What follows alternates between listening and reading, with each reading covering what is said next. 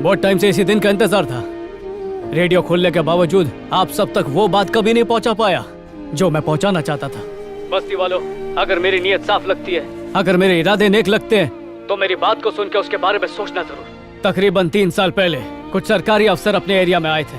काशी भाव ने हम सबको डराया, बोला कि वो हमको निकालने के लिए आए हैं, और हम सब ने मिलकर उनको भगा दिया। वो हमारी बस्ती को खाली कराने नहीं आए थे, बस्ती बसाने आए थे। यकीन नहीं हो रहा ना? आपके हाथ में जो कागज है वो आपके घर के कागज हैं। अगर उस दिन उन्हें नहीं भगाते तो आज राशन कार्ड, सड़क, पानी, बिजली, हर चीज की सुविधा हो जाती। घर के मालिक बन जाते तो बैंक से उसके बदले में लोन लेते, फिर बेटे की पढ़ाई, बेटी की शादी, घर की मरम्मत, धंधा सब कुछ कर सकते थे। अगर ऐसा होता तो हम मजबूर नहीं होते। फिर काशी अगर फायदा उठाता तो किसका उठाता, किसके नाम पे राड़े करता वो? इसीलिए उसने उन्हें भगाने की चाल चली। सबको गुमान में रखा कि हम उसके रहमो करम के बिना जी नहीं सकते, और मेरे को उसके टुकड़ों पर नहीं पलने का है। और तुम लोग भी उसकी भीख पर ठोकर मारो। भेड़िए को अगर तुम लोग अपना रखवाला मानते रहोगे, देवा कशाला पंगा घेतोय? अगर सच जान के भी किसी को काशी से मेरी शिकायत करके उसके गंदे तलवे चाटने हैं, तो चाटो, मला हरकत नहीं।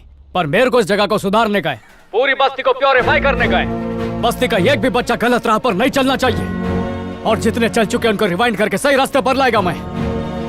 सोचो, बस्ती के बच्चे पढ़ेंगे, लिखेंगे, अच्छी नौकरियां करेंगे, बस्ती का नाम रोशन करेंगे। अगर ना उम्मीदी के दलदल से निकलकर तुम लोग को मांगता है कि उम्मीद की करवट लो, तो आज रात आधे रात को अपना घर का बत्ती खुला रखने का। हालात के आगे खुद को बहुत दबा लिया रे। अब हालात को आस का चूल्हा पहना के खुद अपनी किस्मत बदलने का वक्त आ गया है। मैंने तो कफन बांध लिया है, तुम भी बांध लो।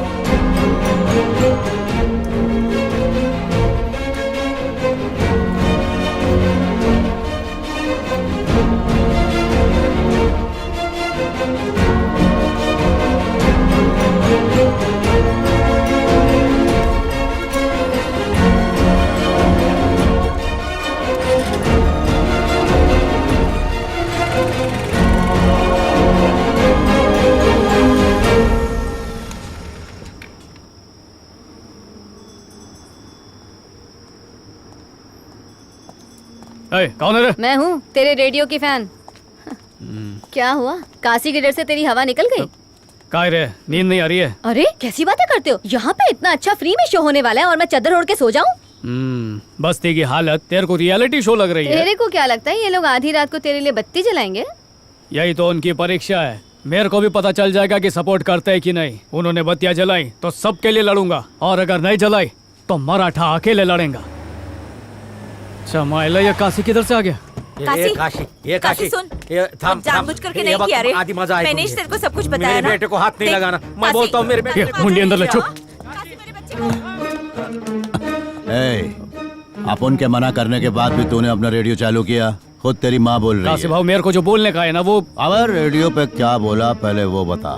क्या बोला? नहीं बताया? नहीं बताया। काशी भाव, वो लाइव गैंग और मैंने सुनाया था तो तुमको बहुत राग आ गया था, बहुत नाराज हो गए थे ना। अब महाराज को नाराज करेगा तो अनाज कहाँ से खाएगा? तो मैं बस्ती वालों को बोला रात को सरप्राइज देने का, भाव को 12 बजे बत्ती जलाने का। अबे बत्ती जला के बर्थडे का सरप्राइज देते हैं क्या? अब वो मोमबत्ती पे थूकने का मतलब, फूकने का तो अंग्रेजों का स्टाइल है ना, तो मैं सोचा कुछ देसी स्टाइल में करते। बस्ती जगमगाएगी जरूर, पर बर्थडे शुरू होने पर नहीं, खत्म होने पे। फाड़ू आइडिया रे। ए, गाड़ी में कितना बजा रे? अजून 3 मिनट आए भाव।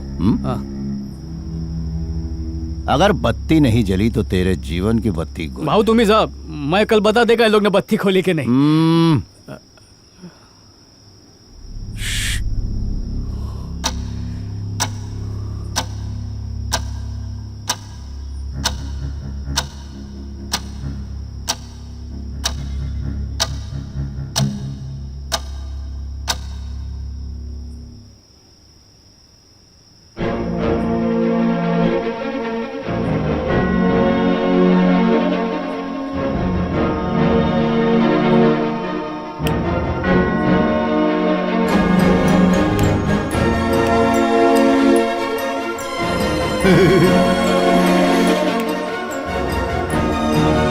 किती वेळ झाला?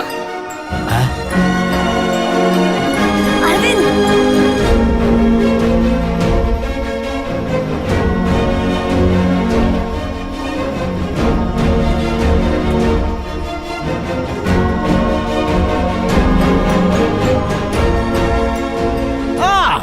काशी काशी बाकी सब पासी।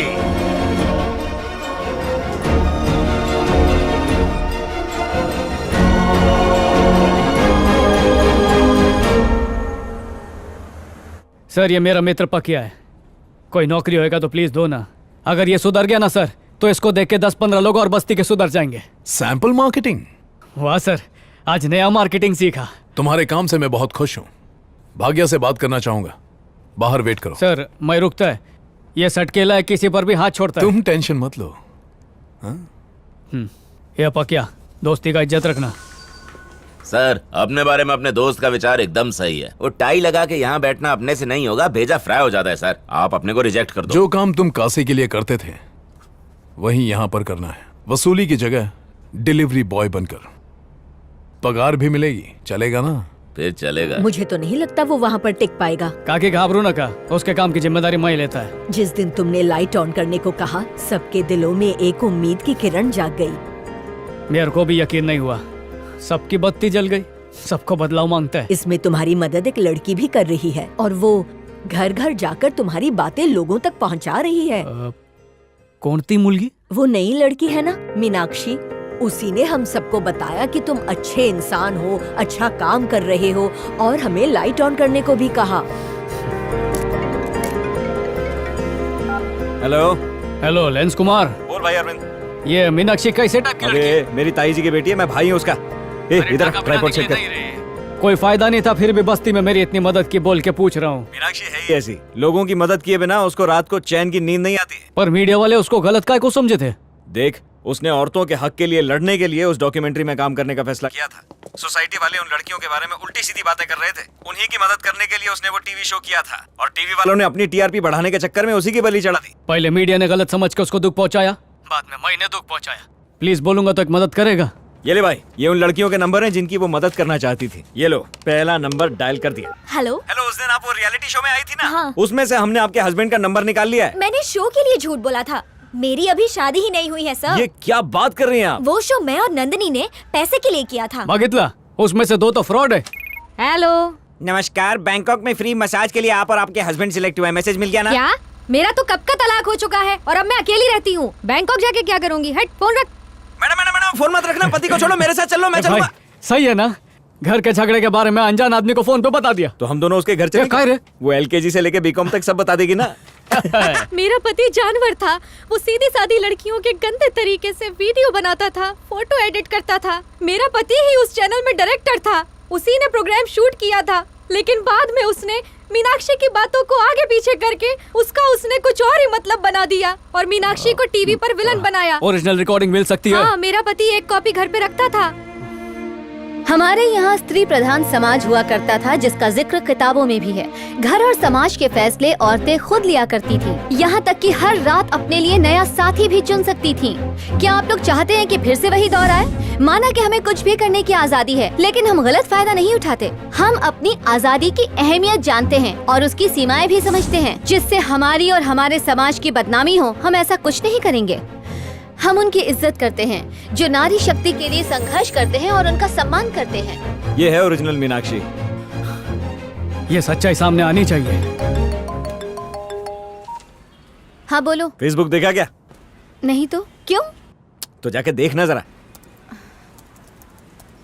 औरतों का गलत फायदा उठाना और उनका इस्तेमाल करना एक बहुत बड़ा गुनाह है। ये मत भूलो कि हमारे देश को आजाद कराने में औरतों ने एक बहुत बड़ी भूमिका निभाई है। पहले बात खत्म होने दो। चैनल ने अपनी टीआरपी बढ़ाने के लिए मीनाक्षी के ओरिजिनल वीडियो को एडिट किया था।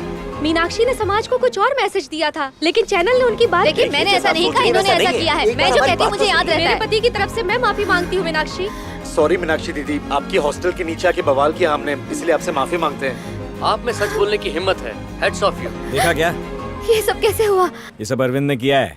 बोला कि सच सामने आना चाहिए और फिर अच्छी बात है ना। हेलो हेलो, मुझे लगता है वो तुम्हें पसंद करने लगा है।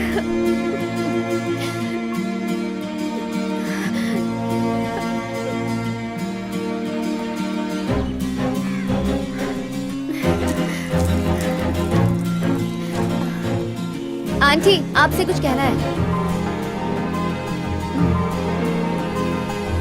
नहीं, कुछ नहीं।